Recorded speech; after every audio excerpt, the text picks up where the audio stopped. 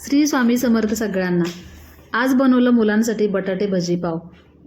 तर मार्केटमधून आणायला गेलं तर हेच भजी पाव तुम्हाला माहिती आहे कसे भेटतात। जास्त तेलकट असतात कारण त्याच्यामध्ये जास्त सोडा वापरला जातो। आपण घरी बनवलं तर सोडा वगैरे जास्त वापरत नाही। मी तर सोडा वापरलेला नाही, तरीसुद्धा भजी खूप छान झालेले आहेत। तुम्हाला मी दाखवते हे भजी कसे बनवले आहेत। तर थोडक्यात रेसिपी मी सांगणार आहे, तुम्हाला माहिती आहे सगळ्यांना, तरी पण माझी पद्धत आहे ती थोडक्यात तुम्ही बघू शकता। व्हिडिओ स्किप न करता पूर्ण व्हिडिओ पहा म्हणजे तुमच्या लक्षात येईल।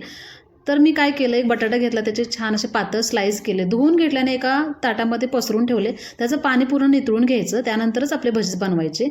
म्हणजे काय होतं, आपण जे बॅटर बनवलं असतं ते सैलसर होत नाही। अशा वेळेला ही ट्रिक्स वापरायची। बॅटर बनवण्यासाठी 1 वाटी बेसन घेतलं, बेसनमध्ये पाव चमचा ओवा घातला क्रश करून आणि हळद टाकली पाव चमचा। त्यानंतर चवीनुसार मीठ ॲड केलं। लाल तिखट आवडत असेल तर थोडंसं मिक्स करू शकता। त्यानंतर पाणी टाकलं, पाणी टाकून छान असं घट्टसर बॅटर करायचं, जास्त पातळ नाही किंवा जास्त घट्ट, एकदम मीडियम सैलसर बॅटर आपण करून घ्यायचं। तर बघू शकता एवढं सुंदर असं बॅटर तयार झालेलं आहे।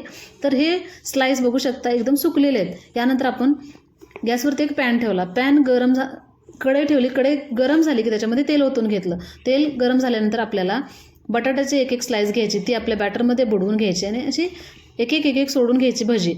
तर आपले भजी बघू शकता, जर गॅसची फ्लेम जास्त असेल तर आपले भजी करपू शकतात आणि आपला बटाटा आतमध्ये कच्चा राहू शकतो। यावेळेला काय करायचं, गॅसची फ्लेम मीडियम ठेवायची। सुरुवातीला तेल तापल्यानंतर गॅसची फ्लेम मीडियम करायची आणि आपले बटाट्याचे भजी छान असे दोन्ही साईडून छान भाजून घ्यायचे, म्हणजे आतमध्ये आपला बटाटा असतो तो वाफरला जातो आणि भजीसुद्धा बाहेरून खुसखुशीत होतात आणि आतून सॉफ्ट होतात। त्यासाठी ही ट्रिक्स महत्त्वाची आहे, लक्षात ठेवा।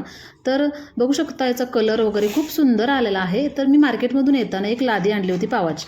तर ती लादी मी काय केलं, एक पॅन ठेवला, पॅन गरम केला, त्याच्यामध्ये थोडंसं तेल लावलं एका साईडून आणि दुसऱ्या साईडून सुद्धा तेल लावलं आणि एक पाव आपला छान असा गरम करून घेतला।